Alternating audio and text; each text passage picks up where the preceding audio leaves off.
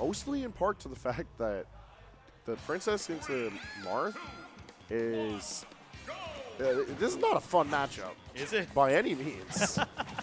Like, everything in Marth's kit is like a survival guide on fighting the princesses.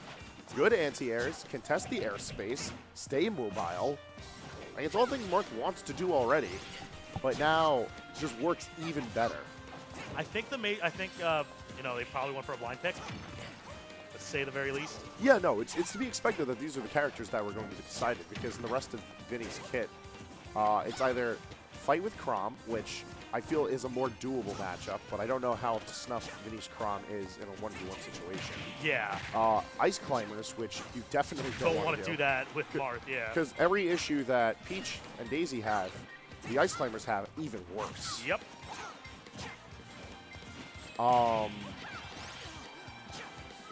And then Rosalina also just sort of just bites it against Marth. So I think Vinnie's just going with the comfort pick right now. Most comfortable with Daisy, of course. Not too confident, you know, with his Chrom. So let's see how this one's going to turn out. And Vinnie is also in the lead with the first stock.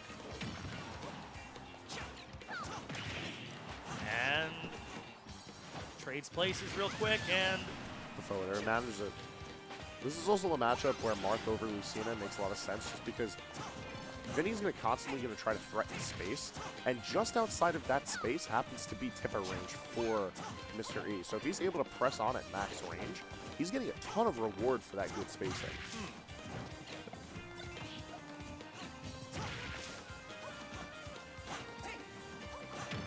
All right, nice back here, Mr. E being thrown off stage. 143 coming off.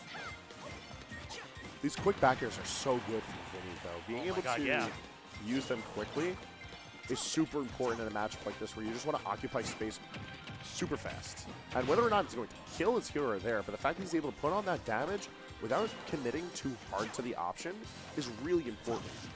Because positioning yourself against Marth is key in this matchup. Oh, good duck, but the back air is going to take it now. Vinnie, again, playing very strong in this tournament, in this losers bracket run. Who sent Vinnie to losers, actually? Vinnie was sent into losers. I can double check that for you real quick as we get this match underway. No worries. So right now we have Mr. E trying to... It was Suarez. Suarez, all right. All right, try to get the up B shenanigans, doesn't get it yet. All right, try to go for the up air out of shield, trying to close out that stock. Again, just how many active frames are on that?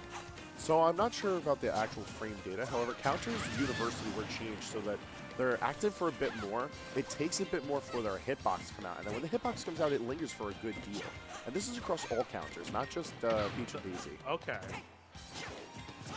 Although one thing to note with Toad is that Peach and Daisy no longer get aerial stall from Toad being thrown out. So he can't be used as a recovery mix-up or as a edge guard mix-up. It's a bit more of a commitment, but the payoff on it is good, especially if you're on the ground and you don't have to worry too much about where your positioning is going to follow. All right, gets the down air right now. Again, I'm starting to see what you mean when you're saying that, like, you know, the max range for Vinnie is tipper range for Mr. E. It's actually quite scary seeing these two playing from, like, you know, like I said, max range, because anything is possible, especially with the fact that two of these are one that both of them are essentially at kill percent right now. 82%, 82%, 149%. And he's still living. Yeah, from out deep across the stage. From downtown. No however, he is still bleeding right now at 173. Oh my god, I think he might have used his jump.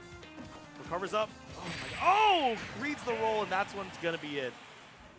Huge game one for Vinnie. Mystery almost bringing that back, so anything is possible.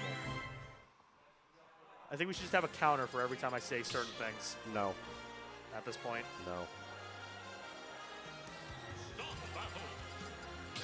Oh, and he's making his choice to go for Lucina. All right. What do you think about that? I think it's still a valid choice. I mean, Marth and Lucina do like mostly the same thing. But as far as like fighting against Vinnie, it might be a good choice.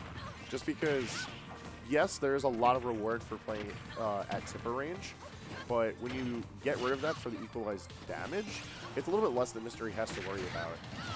But fighting with one less stock right out the gate, that's something you gotta worry about. No question that. All right, gets the fair string. Does he have? Oh, good response. He's still gonna make it and gets clipped on the way back. Vinnie riding on a ton of momentum right now. 39% on Mr. E. Managed to swat him a little bit, gets him off. And again, Mr. E just trying to get something started with that offstage shield breaker. Down throw, back air. Get off me with the back air. Yeah, it's a good tool just because it comes out quick. It helps reposition Mr. E for coming back to stage. And more often than not, someone's going to try to contest that space. So he may as well swing. Sour Spot Dare actually putting in a lot of work for E. We've seen him using it in a couple of offstage strings now, and right there trying to come down onto Vinnie.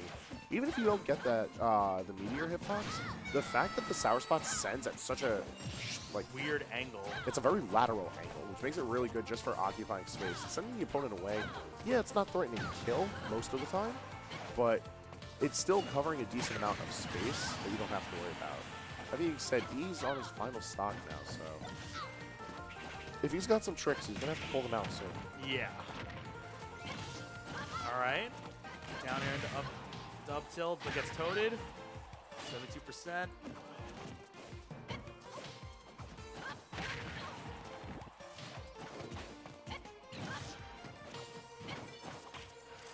Okay, Vinnie just keeping up the pressure going out, trying to build that percent as much as possible. Gets the forward throw. Mr. E off stage.